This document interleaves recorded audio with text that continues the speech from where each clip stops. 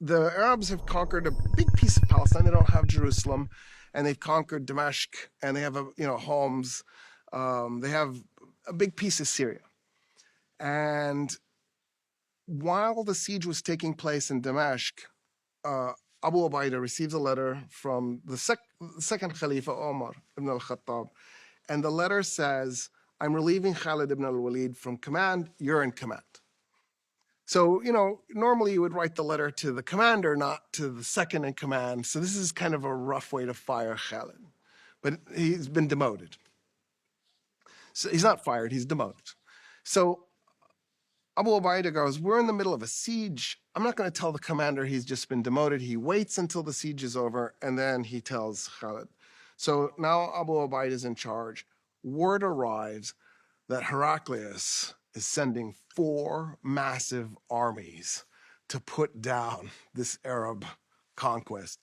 Those 4 massive armies, when combined, are somewhere between 4 to 6 times larger than the entire Arab army in Palestine and Syria. And the Arab army in Palestine and Syria is 4 armies that are scattered in 4 different directions. And so Abu Ubaidah holds a council with his top generals, and they're trying to figure out what to do now that this really awful news has arrived. Like, how do you survive this massive of a Roman army? And he asks them, he says, who here wants Khalid to be in charge? And of course, at that point, everybody wants to raise their hand, but nobody wants to hurt Abu Ubaidah. Abu Ubaidah says, I do. And then everybody goes, yeah, me too. So he says, I'm in charge officially. We're not breaking any rules, but as the person in charge, I want Khalid to make the decisions, and then I will take the responsibility for anything that goes wrong. So they agree to this, and now Khalid's back in charge. They ask him, okay, what do we do? What's your first order? His first order is to return the taxes they collected. So you're a conquering army. You say, okay, we're going to collect taxes. The conquered people have no choice. They were just conquered. Nobody, I think, let me rephrase it. Rarely, I think, do people think that the conqueror owes the conquered anything. But Khalid says to the army, what if we lose? What if the Romans defeat us? And they go, well, we'll be dead and the Romans will plunder the tax money. And he goes, exactly. We took this tax money to administer the people, to rule the people. If we die as thieves because we didn't do what we told them we were going to do. Wow. So we have to return the money. If we win, we come back and tax them again. And then we can die honest men if we lose, and we can come back and, right? Who thinks like that? That's a level of ethics that I don't think a normal army experiences. A normal army thinks this is plunder, it's my right, might makes right, not I have an obligation to the people I conquered. His next order of business is to take the 4 armies and put them in one place and run away. They abandon homes, they abandon Damascus, they just go. And of course, they go to a place called Jabiya. It was the capital of the Ghassanid kingdom. And everybody, of course, is probably thinking, we just took all this and we're abandoning it. We returned the tax money and we're abandoning it. And then Khalid decides Jabiya isn't the place to fight, it's Yarmouk. So he moves the army to Yarmouk. And on the southern end of the battlefield, there's a steep canyon. And on the western end is another canyon, not quite as steep, but it's still very steep, with a bridge over it. And what Khalid does is he backs his army up so that the natural place for the Romans to go is in between the 2 canyons and his army. So he's made like a cup. And then he'll be on one side and the Romans are here, and then the canyons block 2 directions for the Romans. And Emperor Heraclius offers to negotiate in the beginning, and Khalid, of course, wants nothing to do with it, so they fight. And so what happens is Vahan is the commander of the Romans. Vahan decides he just wants to probe to see what the Arab strengths are. So he has his entire army attack the entire Arab army, but in a skirmish. They're not going full on, mostly just using their shields and just trying to sense what's there. And so that's what happens at that day. It's just an exercise to find weaknesses. And then what they'll do is they'll fight 5 more days. It's a 6-day long battle.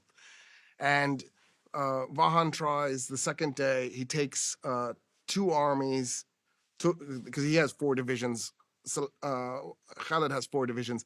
He takes the 2 flanking divisions and attacks, hoping to break the flanks. Because if you do that in medieval combat, right, so it's a straight line and now you've made it into a curve, you can come up behind the enemy and that's it, they're done. No enemy survives being that badly outflanked. So that's his goal. And it looks like it's going to happen on day 2.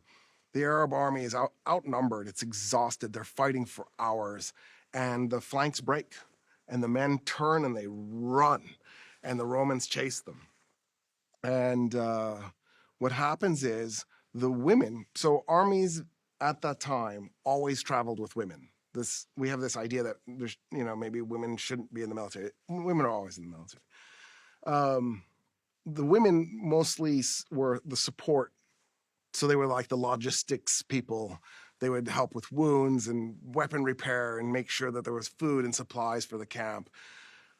So the women go to the tents and they pull down the poles and they charge the Arab army that's retreating. And they go, you have a choice. You're going to die today. You can be killed by your wives or you can be killed by the Romans. And of course the men go, I'd rather be killed by the Romans. It'll be more merciful. And they turn around and they fight the Romans. And little by little, they managed to push them back. In the meantime, Khalid had taken his cavalry and he had used it as a reserve force. And so he very carefully uses his cavalry first to assist the right flank and then to come back and assist the left flank. And they actually pushed the Romans back to where this day started. Khalid always in the head of the cavalry. Always. Since Uhud toward. Khalid was a brilliant cavalry commander, but his real strength was he was a thinker. So we think of him as this wrestler who fought. He fought with swords. He loved the javelin. Or strategic. But his real strength wasn't that he was worth 12 soldiers. His real strength was that he spent so much time in his head looking at the battlefield and understanding the battlefield. So the way I think of it after seeing the Oppenheimer movie is he's like that, only he's not trying to make the nuke, he's trying to win a battle. Because he sees every battle completely differently. So like I was trying to count all the battles that I was at least somewhat familiar with a few days ago, and I ended up with a list of 28. I think that he might have fought as many as 50. Undefeated. 1 tie. Muta, right? He should have been completely destroyed. The fact that he walked away means that's amazing. Like, it shouldn't happen. What happened to the Romans after Yarmouk? So Emperor Heraclius had lost too many men. Also some leadership. Vahan is actually, he doesn't die at Yarmouk. He runs away.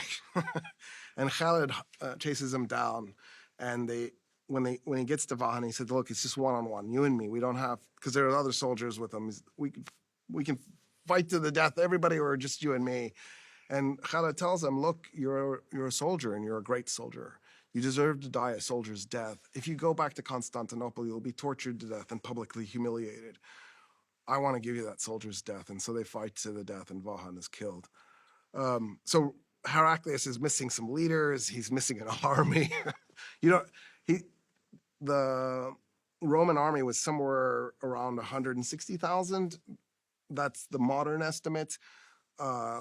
Estimates from the time period suggest it was 250,000. So that's a lot of men to lose in a single battle.